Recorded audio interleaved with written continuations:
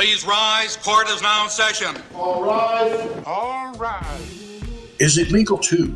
A regular look at the legal system and you. A special production of the Missouri Bar. I'm Bob Pretty. And I'm Vera Fight. Vera, I've seen a report more than 8% of Missouri's population is veterans. A full point higher than the national average. It surprised me. And many of these veterans are facing issues such as disabilities, homelessness, bankruptcy, foreclosure, child visitation, custody, and support payments. Or problems with drug and alcohol addiction or long-lasting stress disorders stemming from their service. That's right. All of these issues are not only personal matters, but they are also legal matters. So we've invited one of our frequent volunteers at the Missouri Bar's Veteran Clinics to join us today to talk about veterans and the law. Jeff Bunten is a private practice attorney in Creve Coeur, specializes in veterans law and Social Security disability. And he's been on the National Organization of Veterans Advocates Board of Directors. So, Jeff, welcome to our program. Thank you. Thanks for joining us, Jeff. I wanted to touch base first on the history of veterans benefits. We know that benefits for veterans in general go back more than 225 years in this country to benefits for wounded veterans of the American Revolution. Can you give us some historical background on the country honoring our veterans? As you said, veterans benefits go back to the Revolutionary War era. They became really active after the American Civil War. And ironically, after the American Civil War, there was an act that happened in 1888. And in 1888, Congress decided that no veterans representative could make more than $10 in representing veterans. Now, Justice Stevens in 1972, looking at the history of veterans law and that fee provision, said that $10 was an approximation of about $1,500 in 1888. And what had happened to cause this was there were a lot of people, because they could read and fill out the 2-page veterans form, were taking this outlandish sum, $10. And Congress just thought that was egregious and decided that they were going to limit benefits because veterans shouldn't have to pay to have representation. That caused these service organizations to come into being. So think the Disabled American Veterans, the American Legion, the Veterans of Foreign Wars. And they developed what was called veteran service officers because you couldn't find an attorney, unless you had a friend who was going to do it pro bono for you, to represent you before the Department of Veterans Affairs because they couldn't be paid. And that statute stayed the same for about 100 years.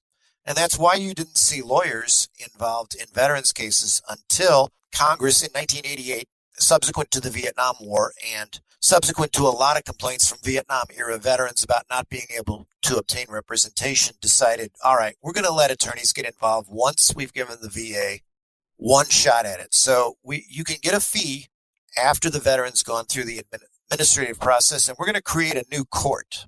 And they created a new court. It was an appellate court, a specialized appellate court that would review veterans cases, and the VA was one of the last federal agencies to have any kind of appellate review. Prior to 1988, if you were a veteran and you didn't like what the VA did, you had nowhere to go. You had no court to go to. You just had no right to appeal. No right to appeal to any court. Wow. You just had to go back to the VA and try again.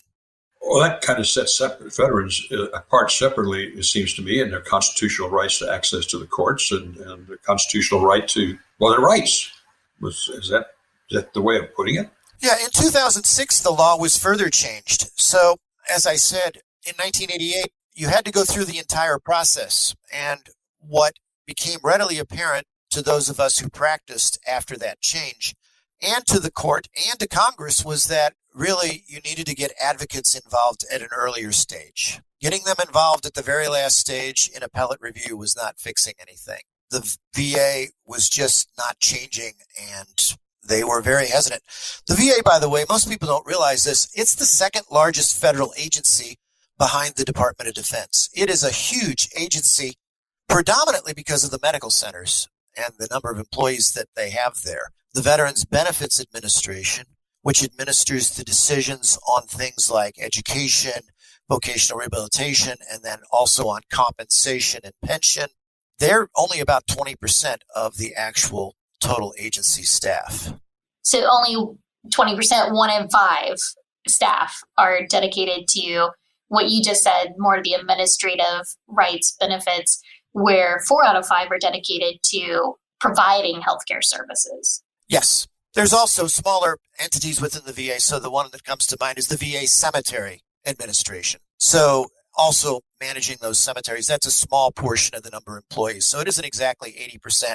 It's less than that. But by far, the largest organization is the Veterans Health Administration that runs the medical centers. Well, you touch on an interesting point here in mentioning these two things. How broad is veterans law? How many categories of veterans law are there? So you have the area that I predominantly practice in, which is compensation. And compensation, sometimes people refer to it as service-connected. The statutory term is actually compensation. And then there's also what's called pension. Now, pension, a lot of people associate with the nursing homes, because if you are in need of nursing home care and you served during a period of war, you're entitled to a pension. That is normally called non-service connected. But there's a whole host of benefits. So there's education benefits available. During our most recent war, Congress changed the GI Bill to be a little more inclusive and allow for payment of greater benefits for education. Kind of hearkening back to that GI Bill after World War II that allowed a lot of people who might not have had the means to go to college and get a degree. There's also vocational rehabilitation. So if you've been injured in the line of duty on active duty, you can get rehabilitated by the VA.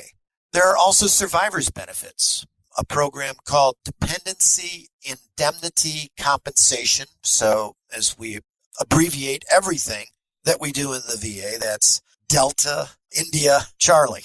And that's for survivors of veterans who meet certain criteria. In general, if you've died from a service-connected condition and you're the widow, you can apply for a benefit. Now, is it going to be as lucrative as the veterans benefit? No, but it's a recognition by Congress that as a thanks, a gratitude of the country for your service, we will make sure that your widow has a benefit if you die of a service-connected condition.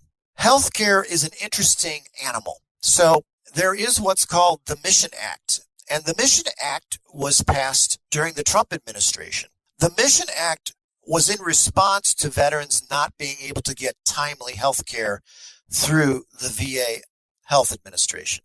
There is an excellent story in USA Today on the Mission Act and what has happened. And I think it is a good illustration of what happens with this large federal agency. It's a good illustration of what happens with any large organization. The Mission Act was designed to allow veterans to seek private care in a set number of circumstances. And those set number of circumstances were geographic, if you lived more than 75 miles away from a VA health facility, and they were time. So if you couldn't see the specialist, and it varies by specialist what the time limits are, that you then, with a referral from your primary care physician at the VA, could go seek private care out in the community. So the idea behind the law was very good. It was to allow veterans to procure community health services. What's been the reaction? In some quarters, what the reaction, according to this investigation by USA Today, and confirmed anecdotally by people I've talked to, is that the VA is hesitant to send people out because it takes money away from their people and their organization. You can appeal these decisions, and the VA Health Administration is not used to having people appeal anything. They are very unused to having people appeal. When this law was about set to go into enactment, VA had a working team.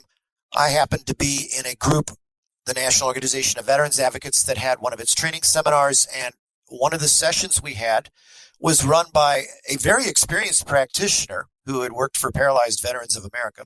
And it had the gentleman from VA who was responsible for kind of overseeing the appeal process that VA was implementing with the health administration. The experienced attorney in the room, who had decades of experience, had done, as I recall, 2 healthcare cases in her career. That was the experienced person in the room, because most of us didn't have any experience asking the healthcare administration to do these things. But I will say this, the veterans do have a right to appeal some of these healthcare decisions. They certainly can't appeal a medical diagnosis, a medical conclusion, but they can appeal these healthcare decisions that are being made and how they're able to access care through the VA as a result of the Mission Act. Is there a flow chart for veterans that helps them understand, or at least I'm trying to visualize everything that you've just outlined to us and all the entities within the broader federal organization? Like I feel like I need a roadmap to to really grasp how big this is and where those different trails go. And if you get denied here, how this is the path that you get to appeal. Is there any sort of resource, or is that why having an advocate from the beginning is so important? So I think having an advocate from the beginning is important. Unfortunately, that law that changed, if you want to pay a private attorney, you do have to still wait for a first initial denial. So you do have to file, and the VA has become much more form-centric. Everything has a form. Now, can you find the form on the va.gov website? I would say maybe if you know what you're looking for. A lot of times, if you get what's called veteran service organizations involved at the initial level, that is one of the key things they help you with, is they get the right form so that you're not denied just because it's not on the right piece of paper. And you're not just on what we affectionately call the gerbil wheel, spinning your wheels and going nowhere. And it's very frustrating. So your question was, I believe, is there a roadmap? The VA has a website, and I find it usable because I've been doing this for 29 years. I'm not sure how usable it is to the ordinary veteran who is trying to file their claim for the first time. I do think having an advocate, whether that be a veteran service officer, whether that be, in this state, we have the University of Missouri at Columbia that has a law clinic that will help with cases. There is an organization called the National Veterans Legal Services Project that also will pair you up with an attorney who can help you pro bono with your case. There's also something called the Pro Bono Consortium that will help you. The ABA has a website devoted to veterans and has a resource that links you to people who are willing to help. The sad fact is, the last time I looked in Missouri, you mentioned that 8% of the population is veterans. For every one of me who's trained and an accredited attorney and does the compensation and pension piece, there's around 6,000 veterans. And I'm a solo practitioner. I cannot represent 6,000 veterans. So I rely upon these other organizations and these other resources because the veterans really need help. It's very complex. And when we talk about the appeal process in the benefits side, you'll see just how complex it gets. How common are denials that then require a veteran to appeal? Is that something that's more prevalent, and that's why we see the need for advocates? So it's my editorial opinion that the VA is sloppy. What do I mean by sloppy? I mean that one of the things as an attorney that you never want to be accused of is getting the facts wrong. The VA, the decisions I review, get the facts wrong a lot. Sometimes that's just due to this paper-bound system where the veteran does not have enough room on the piece of paper to tell their story. Sometimes the form doesn't ask the real story they want to know for the veteran to prevail. And then sometimes it's just the VA is under pressure to get decisions out because they have a backlog and they're just going fast and they just literally get it wrong. As I mentioned, I do Social Security disability. I rarely see a factual misstatement. I might disagree with how something is to be interpreted, but I rarely see a factual misstatement in a Social Security decision.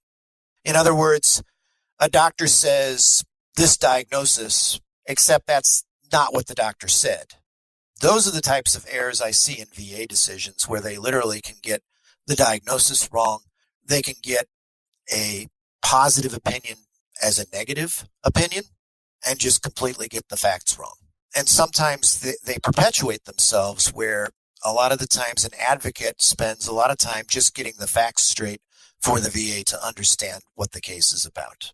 You mentioned a little while ago that the VA is often reluctant to let people seek outside help because it takes money away from them. Is there any kind of a time limit on how long the VA can hold someone without allowing them to seek outside help? So this Mission Act has a whole set of parameters that are supposed to be followed the VA has what's called their M21. This is their manual, kind of like an operations book. It tells you what to do in any particular situation.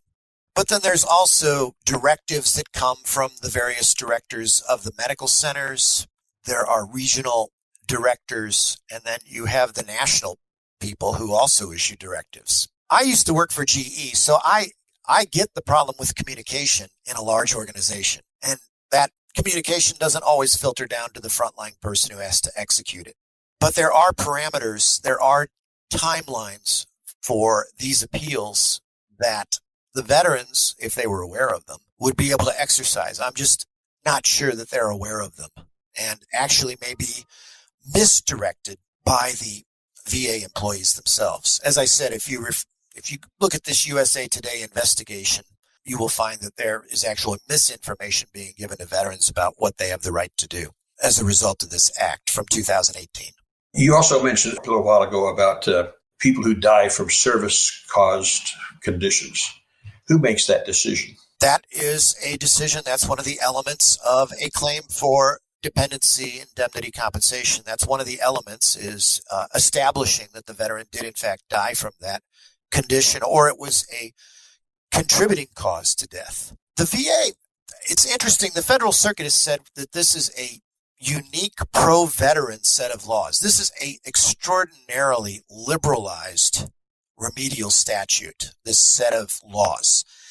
And it's special, and it's special in a number of ways. It's designed to give the veteran the benefit of the doubt. Now, does that mean that if the evidence is 80-20, 80 against your claim and 24, that they're going to give you the balance and say, okay, we're going to give you the benefit of the doubt and you win? No. It means if there is a relative balance of evidence, and one of those views represents the veteran, that ties go to the veteran. But it's not only that, it's also that the veterans law has a number of things in it that are called presumptions.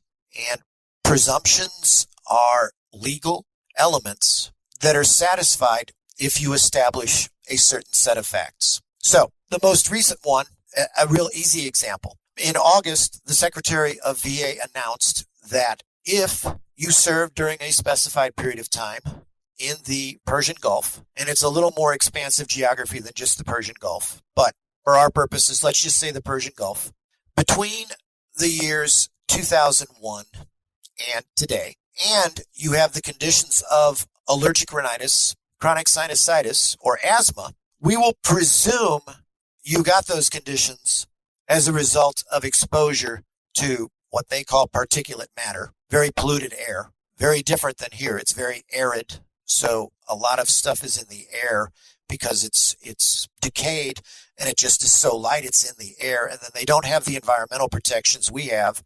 So the air over there is much nastier. But we will presume that you have been exposed to air, and as a result, those conditions will be service connected. So it's basically a diagnosis and looking at your service record and seeing, were you there? You can't have been dishonorably discharged. That is a bar to getting any benefits. You have to have not been dishonorably discharged. That will be, you can't get benefits. But that doesn't mean if you've had a general discharge, you can't get benefits. You can. And then the VA has to make an independent decision as to whether your discharge actually was less than honorable. So it's an independent decision on the part of the VA, but that is always something that I want to bring up, that you do have to have service that is not dishonorable. And you do have to have incurred your injury, or there has to have been an event during active duty. So you can't have been in the reserves and inactive, can't be in the National Guard. But with that said, during this last war that we fought, there was more activization of reservists and National Guard members than at any point in history. And I bring this up because reserve units and Guard units were not used to keeping the documentation needed to establish active duty in many cases and where their service members were, and to keep the records as to injuries and events. The active duty military was used to doing that and had been doing it for quite some time. So reservists and National Guard, they may have had activated service and may have injured themselves and may think, well, I can't do anything except look at retirement, disability retirement through the the reserve unit or the National Guard unit I served in, but that's not correct. If they were activated for federal service, and it doesn't matter whether they went over to the Persian Gulf, just that they were activated and that their injury occurred during active duty. That's a great point, because I know many serve in the reserves or the Missouri National Guard. And as you said, I hadn't realized that as many or more than ever in history before had been called to active duty. Yeah, in fact, many of them have been called 4 or 5 times. Multiple times, yes. I've heard some pretty bad horror stories over at the Capitol about that. I would love to dive into a bit more of the area that you practice in, referencing the service-connected compensation and the non-service-connected pension benefits. Can you describe how those differ from one another and what those entail? Sure. Compensation benefits. You, as I said, you need to have served on active duty, need to have not been dishonorably discharged. And then compensation requires 3 elements. It requires an injury or event in service, or as we've talked about, the presumption for rhinitis, chronic sinusitis, and asthma, or a presumption that removes your need to prove that. Second element is a current diagnosis.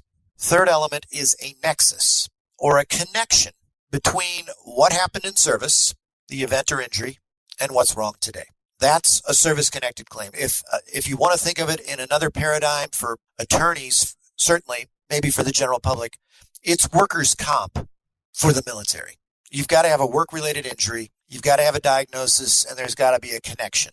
Now, if you are approved, you meet all those qualifications, you're approved, does that cover only your expenses or treatment or compensation for healthcare or other resources needed for that particular injury, disease, diagnosis, or do you receive full coverage of all your healthcare needs?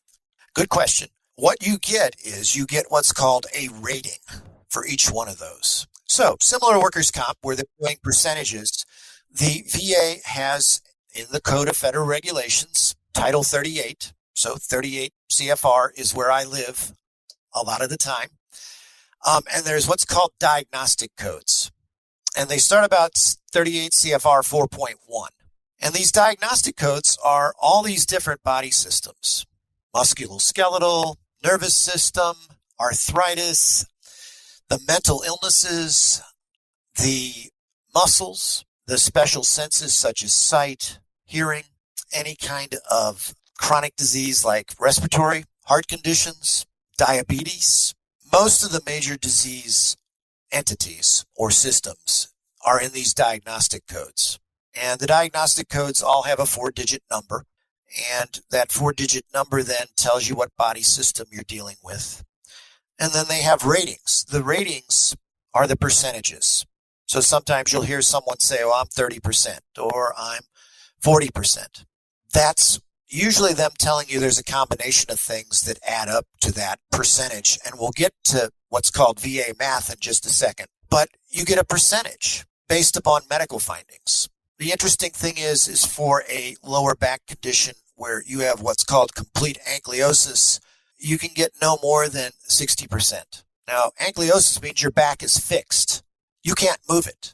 So think your lower back, that you are at a 45 degree angle and you can't move your back. Most people would tell you in Social Security land that would be indicative of a condition that renders you incapable of employment. But the VA goes with these ratings, and the court has said and affirmed a number of times that you can't challenge the ratings. So if it is a 60%, that is what you get for that condition.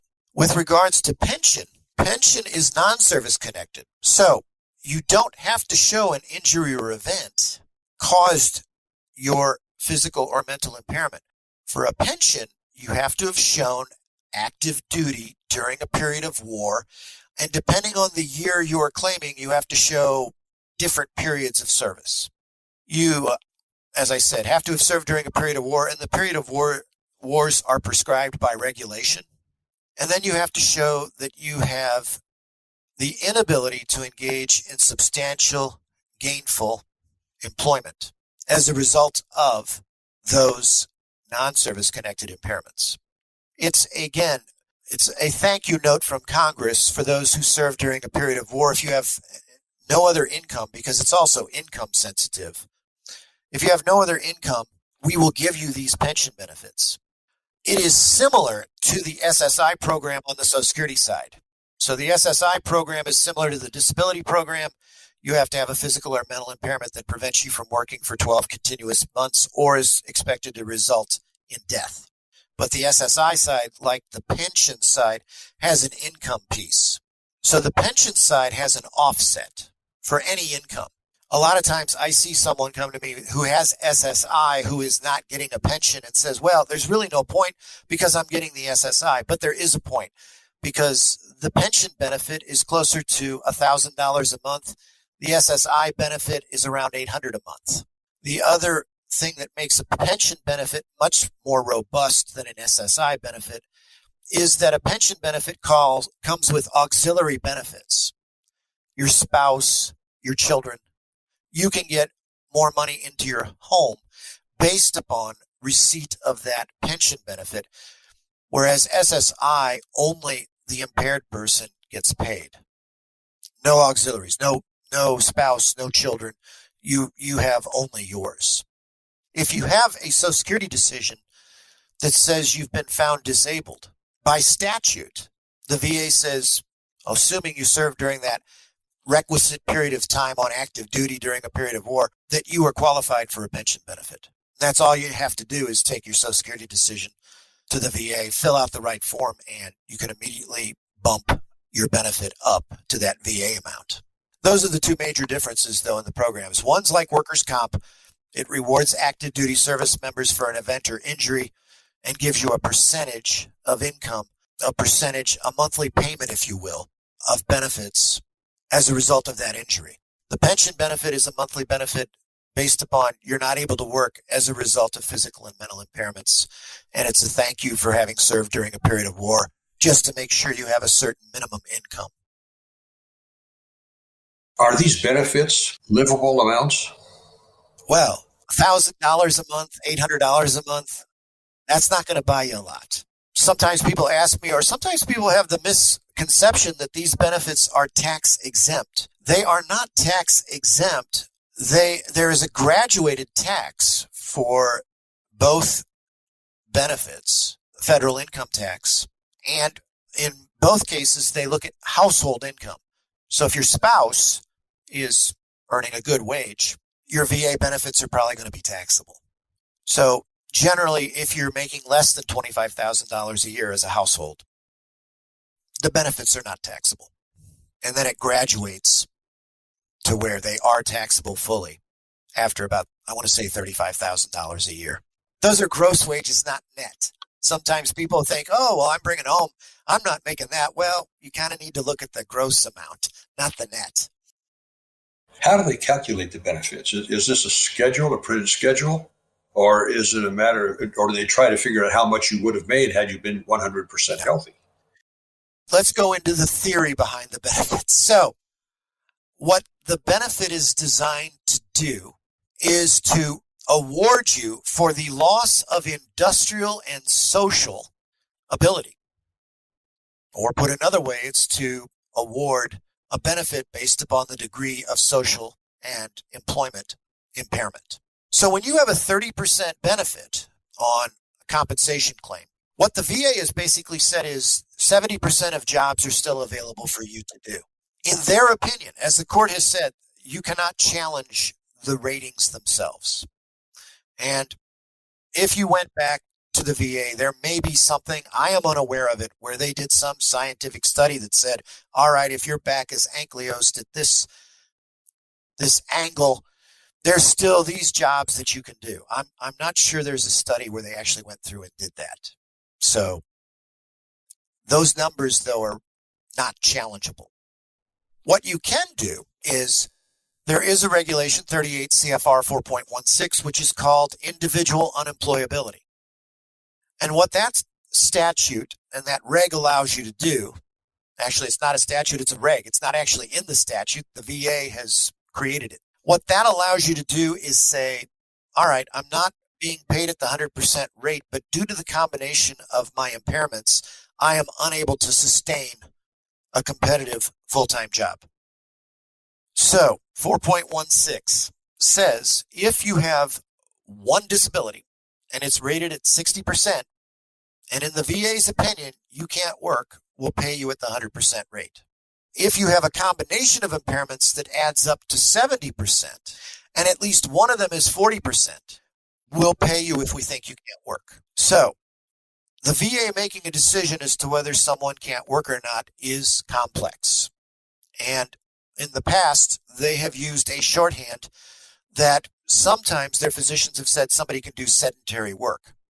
There was a case that was decided in 2019 called Ray, where the court said, we've asked you to define this substantial gainful occupation phrase for decades, and you haven't done so.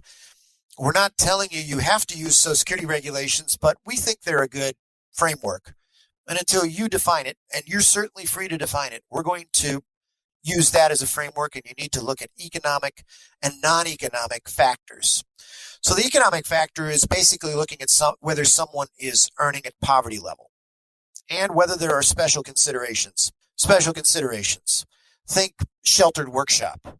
But also think you're working for a buddy who, if the buddy wasn't charitable, you wouldn't have a job. The buddy is just being nice. Those are special accommodations. The interesting thing about VA math, you can't just add it in a linear fashion. So if you have a rating of 40, 30, and 20, mathematically that adds up to 90, right? That's not the way you're going to get paid. So we're going to demystify this whole concept called VA math. VA math is based on a table. It's called the combined rating table that is in the regulations. Here is the premise of the combined rating table. I don't ask that you agree with it. I only explain it because this is their paradigm. So you've got a 40. In the VA's mind, that means you have 60% of your body left. That's good. 60 times 30 is what? 18. So you take the 40 plus 18, it's 58. 58 is more than halfway, so a 40 plus a 30 is 60. You then take the 58 and you look at the 42% that's left. Well, 30 times 42, I think, is 12. 12 plus 58 is 70. So a 90 becomes a 70. The VAs thought there is a regulation, there is some language in the statute that they are not to what's called pyramid. And they take this very seriously. They would not want to pay you twice for the same disability. That is their reasoning behind this combined rating table. And that's why when you add up the numbers, the veterans, this is probably the number one or two question I get. The VA doesn't understand math, Mr. Bunten. They understand it only too well. That's the paradigm, though, or the framework behind that combined rating table. It is a recognition we don't want a pyramid, and we're only paying you on the impairment on the good part of your body left because we wouldn't want to pay you twice. Individual unemployability is then the other side of that coin, where if you can establish that you have a combination of impairments that prevents you from working, they will pay you at the 100% rate if you're less than 100%. In that case, then, the diagnostic code's limitations and findings don't really matter anymore. You are merely looking at the issue of whether somebody has the inability to work, and you're looking at the economic, as I said, and you're looking at the non-economic. So non-economic is similar to a Social Security analysis. You're looking at the exertional and non-exertional impairments. You're looking at their ability to sit, how long they can stand, how long they can walk, and how long they can use their arms, their hands, whether they can lift, carry, bend, stoop, kneel, crawl, but then also all the mental things involved in work, such as their ability to learn, their ability to carry out instructions consistently, their ability to interact reliably and consistently with the general public, coworkers, and supervisors, their ability to adapt, their ability to respond to stressful situations, and their ability to concentrate and maintain pace. In the event that the VA determines that a veteran can work, Are there special protections against discrimination of that veteran, or are they protected under the American Disabilities Act? So the Americans with Disabilities Act certainly applies and would apply to them. The government, ironically, the ADA does not apply to them. However, the Rehabilitation Act of 1974 does apply to the government, and it has many of the same protections as the Americans with Disabilities Act. You know, my impression after listening to you talk is that I'm glad I'm not a veteran, because I don't know if I could put up with this stuff. Do you deal in a lot of frustration with your clients? Well, a lot of frustration, and it's just they will read the decisions very differently than I do, which I'm sure is not different than many areas of the law, but I like to get down to what the really simple parts are. And so one of the things I hear veterans say all the time when I ask them, well, did you tell the VA about that medical evidence you just told me about? Well, they should have it. Well, I agree they should have it, but when I look at this section in the decision, it's not listed. Did you go and get it? And they'll always ask me, well, why? VA told me they would get it. Well, they kind of tell you they'll get it. What they really do is they send you a letter, and this is almost incomprehensible. They will send a letter out saying they will make a request for your medical records, but woe is us. We're the poor VA. We can't afford to pay for the medical records. So if the doctor doesn't send them to us, or the healthcare provider doesn't send them to us for free, we're not going to get them, and you'll have to. That kind of gets missed by a lot of veterans. In the Social Security arena, at the initial stage, certainly, they will obtain the medical records and pay for them. So it's somewhat of a wall in terms of getting the benefits and getting the evidence. Certainly, the VA will attempt to get VA records. They are also under a duty. There was a statute passed in about 2008 that was the duty to assist, the Veterans Claims Assistance Act. And that act said, we're going to get, at a minimum, all your VA records that you properly identify. You don't have to worry about getting those. And we will get your service medical records if they can be obtained. And we will use due diligence to obtain them. Well, their due diligence is they will make one request and one follow-up, and they are done. And then it is your responsibility as the claimant to obtain that evidence. One of the simplest things and most frustrating things for the veterans is they thinking the government has everything. And theoretically, if it's your personnel file from the military, if it's your service medical records, they should. I agree with the veterans. They should have everything.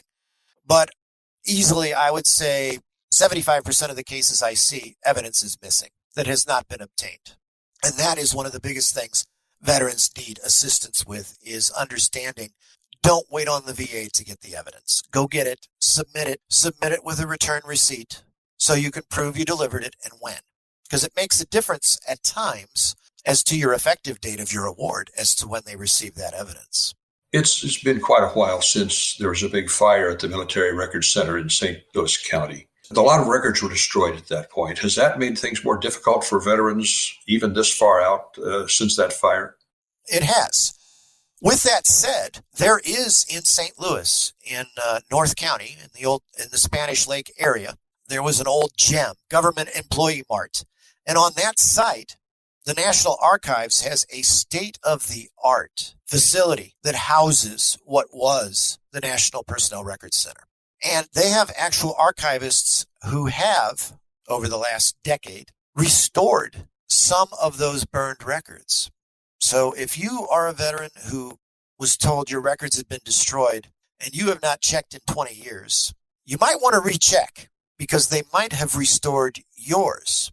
And this becomes another, we talked about the pro-veteran nature of the law. So there is a regulation that states if you obtain relevant service department records and we change our mind, we'll take your effective date back to the date of your original claim when we couldn't get the records. There was just a case in 2019 called Kisor, Kisor. That was what that case was about. It was about what the word relevant meant. So it isn't necessarily service department medical records. It just says service department records, but it has that qualifier relevant. So it has been interpreted currently as requiring it changes our minds and went to one of the elements why you were denied before. So you've mentioned making sure that a veteran, when getting ready to apply, works with likely a service organization advocate that can make sure that they have the right forms. You just mentioned you should go and collect your own records and submit those and get a confirmation receipt of when they were delivered. What other things should they be doing or know to do or think to do when first applying? As I indicate to veterans when I'm representing them, I'm here to help you tell your story in a very structured way. And that structured way is helping them procure evidence that supports what they have to say. So first of all, they need to say, where was the injury or event? And the more specific they can be, the better. Now, sometimes it was during combat. They might have been wounded and were unconscious, so they don't know everything that happened and when. But the closer they can get in terms of time and date, place, unit they were with, those are all very helpful. And if you look at the application form that they now utilize, they don't ask for a lot of information. They don't give you very much room to tell that part of your story. The other critical piece, I think, is third-party evidence. The court has emphasized over and over and over again that lay evidence, non-medical evidence from family, friends who knew you before and after is critical when it's an easily observable condition. So it can't be a medical conclusion like a diagnosis, but it can be something like Jane was a very happy person when she went into service, and she came out and all she ever did was go into her room and cry. That's something a layperson can observe and offer the VA an opinion on. That symptomatology is what's important, and that continuity of symptomatology on certain conditions can become critical. But establishing what the veteran was like before and after service and that there was a definite change, that's very important. A subset of that is buddy statements. These are third-party observations, usually involving whether an event or injury occurred in service. And these can be from fellow service members who saw you while you were on active duty and were in the same unit with you and could say, well, I remember Joe and we were working on this half track, and yeah, the jack came out from underneath the half track and Joe's hand was caught under the hub of the wheel for a few minutes. That's something that your buddies can observe, and those statements are also taken very, very seriously. Again, the VA form doesn't do a very good job of asking for those, but those can mean the difference between winning and losing, having those third-party statements.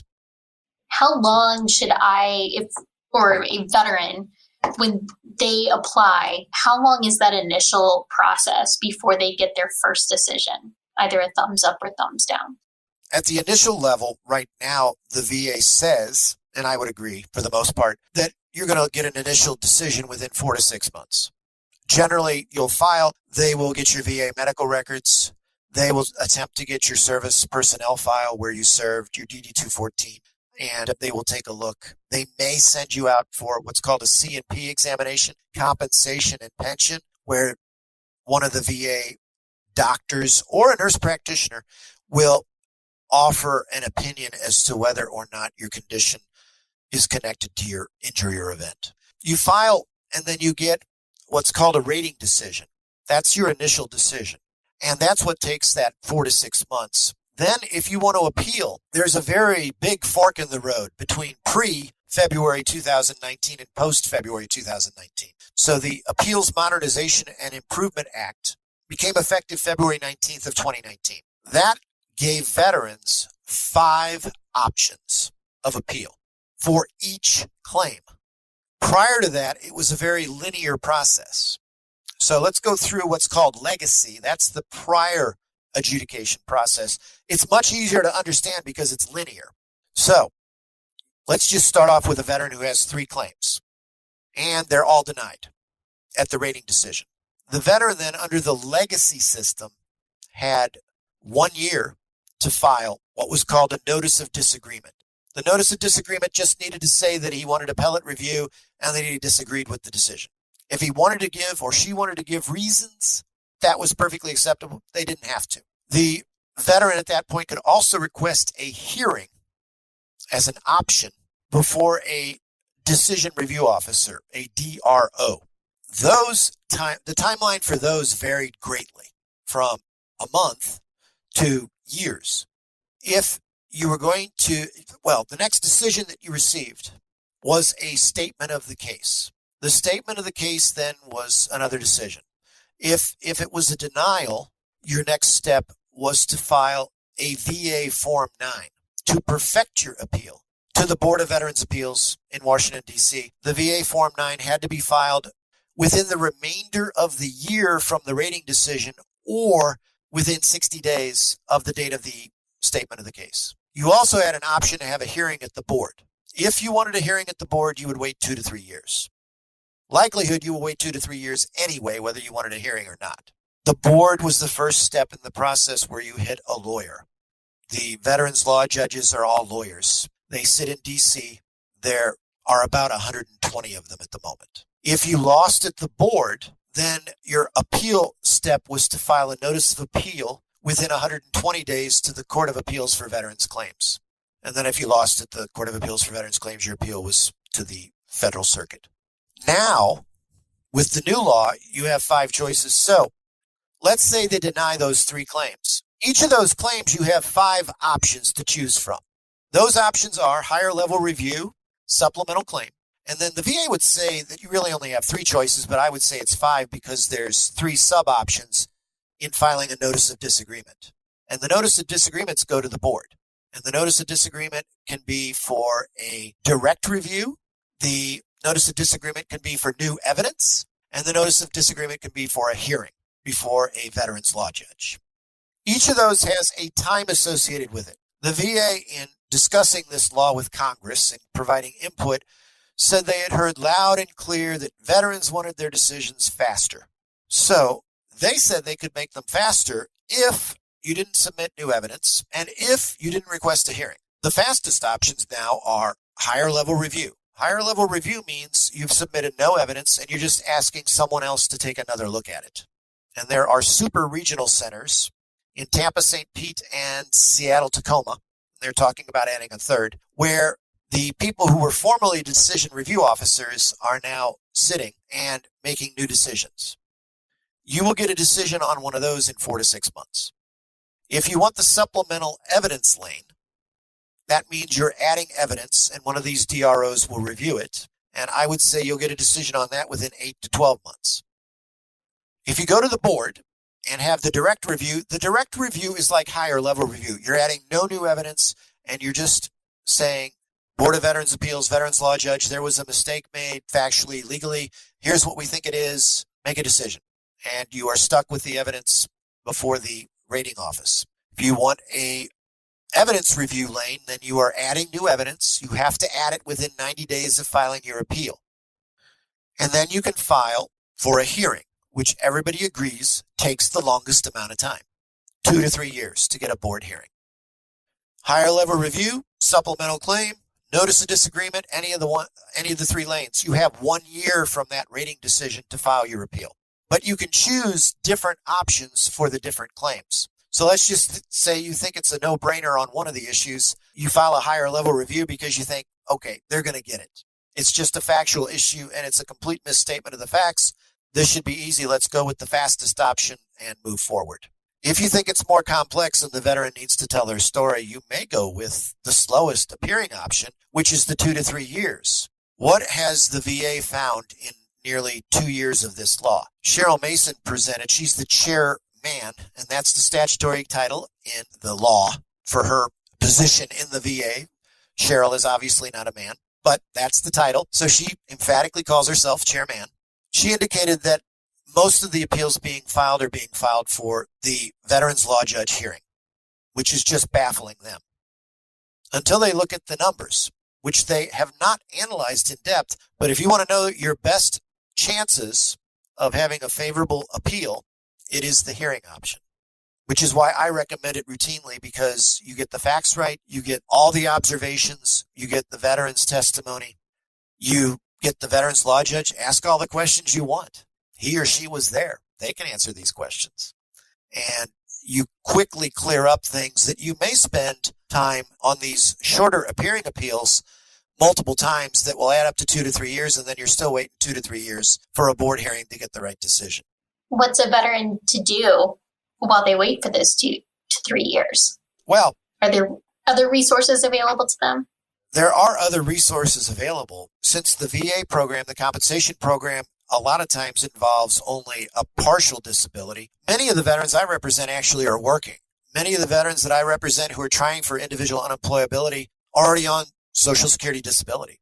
And let's just take a chance to talk about that, because that's another misconception people have. If you're getting compensation and you also worked and were entitled to Social Security disability, there's no offset. You can get both. As we've already discussed, however, with a pension and SSI, there is an offset because of the income requirement on both the pension and the SSI. But if it's a disability claim, compensation claim, you can get both of those. Short of that, most of the veterans that I know rely upon friends and family. It's just, and other community resources. It's sad if you're waiting that long. And I have to, in good conscience, when I'm looking, recommend in general the hearing option, because I think it's the best option. You cannot have a hearing at any one of the other levels. You are allowed to have an informal hearing with these higher level reviewers, but it's a telephonic hearing and the veteran is not involved. It's just you making a legal argument and pointing things out. There's mixed reviews on my peers who have tried that. I have not been particularly successful in having that option play out with a informal conference. Do you ever come across a case where somebody seeks benefits retroactively? Or I guess they say, I've had this condition for 20 years and now it's gotten bad. Can I file and get benefits back 20 years? Absent very, very limited circumstances, your effective date is the date you file. If you waited 20 years, you waited 20 years. You have ripped yourself off. So there are some regulations, some older regulations that talk, if you filed for Social Security benefits, that there was a joint Social Security VA application and that it was being sent to both agencies. It may or may not have been. So absent some very limited circumstances, your effective date is governed by the date you actually file, regardless of how long you've had it. Farrah, I think we just about scratched the surface here. Yeah, I wanted to ask one more question, because this is, to date, as far as our episodes, this is clearly, I mean, there are vast areas of the law that are complicated, but my mind is spinning right now. I would just love to know what drew you to practice in this very complicated area of the law. Total serendipity. So I was at a Social Security law conference and I went to a session. There was an attorney out of Arkansas, Jim Stanley, and Jim's probably 15 years older than me. And Jim got up and he was saying, listen, there is not enough attorneys practicing in this area. And if you're doing Social Security law, I would really invite you to take a look and see what this is, because these veterans really, really, really need help. This was in 1991. My immediate thought was, it sounded a lot like what I was doing with Social Security. It's obtaining medical records. It's looking at people's impairments. It's getting people to tell their stories. So a lot of the same skill set. And I thought, okay, either A, you can't make any money doing it, or B, there's no clients. Well, I'm happy to report that neither are true. And after doing my due diligence and getting trained and getting cases and winning many, many cases, I will just tell you it is one of the most rewarding areas of law. I routinely will tell members of the general public, friends, people at church, business people that I meet at Chamber of Commerce what I do. And, I don't get a negative lawyer comment. I usually get, gosh, thanks for what you do for the veterans. That is just so great that you do that. And I have to say the veterans are so just very, very grateful and thankful for the work, because I try to make it as simple as I can. But one paradigm you might use is when they are asked to appeal each and every claim, if they have 3 claims, it's 3 to the 5th power number of permutations as to where their appeal can go. Or another way to think of it is the 5th dimension. I didn't take physics in high school, so I had to actually look up what was the 5th dimension. And it is very theoretical and very obtuse, which I would say is a lot like practicing veterans law. You have to just kind of dive in and experience it and know it's a big organization. You really still are just telling your client's story and advocating for them. And you just kind of need to know some of these bells and whistles that are useful, these regulations that are designed to remedy the injuries that our service men and women have suffered as a result of their service to our country. Jeff, this is a topic we might have to revisit somewhere down the road. there's a lot more to talk about, I think. But we want to thank you for being on this edition of Is It Legal 2? And maybe we'll get back together again soon. I would love to do that. Thank you very much for having me today. Thank you. Is It Legal 2 is a special production of the Missouri Bar, and we've just explored some veterans' legal issues. Our thanks to Creve Court attorney Jeff Bunten for helping us and you understand some of the law and some of the programs that affect veterans. Farah? There are some resources you might want to check out. If you want to learn more about the law and veterans, or if you have other legal questions, we encourage you to visit MissouriLawyersHelp.org. That's MissouriLawyersHelp.org, where you can find an array of information on various legal topics to help you better understand the law. Tony Simons, the Missouri Bar's Citizenship Education Director, is here to share more. There is a misconception that goes like this. Because we have a wonderful Constitution, this means that every case applying the Constitution will have a wonderful conclusion. Unfortunately, that is not the case. Sometimes the Constitution demands that we reach a conclusion in a particular case that is hard to swallow. In fact, a case involving veterans' benefits illustrates this reality. The Constitution gives Congress the power to limit the kinds of cases the federal courts will hear on appeal. This is precisely what Congress did in the case of veterans' benefits. Congress created a system in which most courts would be forbidden to get involved. Instead, Congress, using the power given to it by the Constitution, elected to place judicial review of claims related to the provision of veterans' benefits beyond the reach of almost all courts and within the exclusive purview of the United States Court of Appeals for Veterans' Claims and the Court of Appeals for the Federal Circuit. Under the law, only these courts could rule on cases involving veterans' benefits. But what happens when that system fails the very veterans it was designed to protect? Must the courts continue to sit on the sidelines and do nothing? After 9/11 and the ensuing military actions in Iraq and Afghanistan, many veterans returned home, having experienced both physical and psychological injuries. As one court noted, veterans who return home from war suffering from psychological maladies are entitled by law to disability benefits to sustain themselves and their families as they regain their health.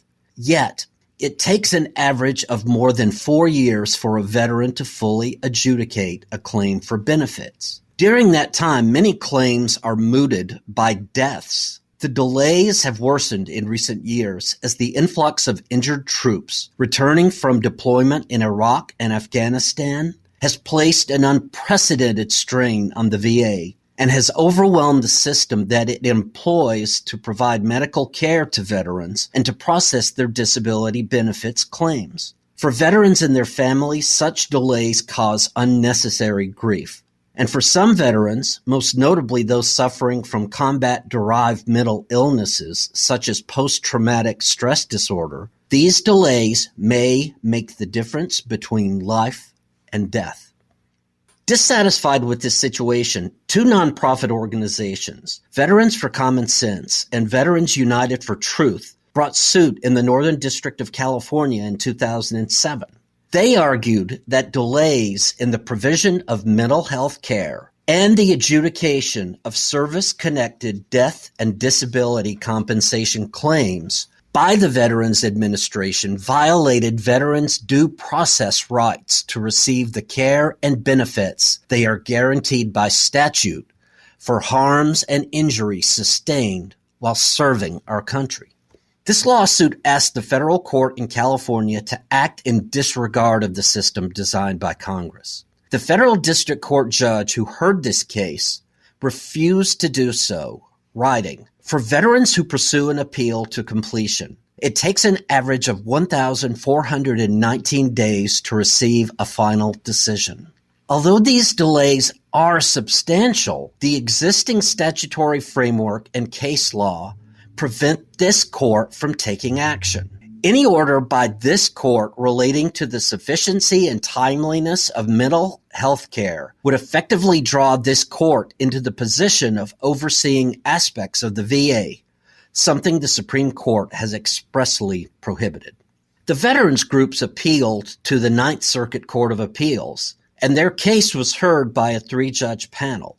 This group of judges was more willing to take on the status quo and ruled in favor of the veterans, writing, "There comes a time when the political branches have so completely and chronically failed to respect the people's constitutional rights that the courts must be willing to enforce them. We have reached that unfortunate point with respect to veterans who are suffering from hidden or not hidden wounds of war.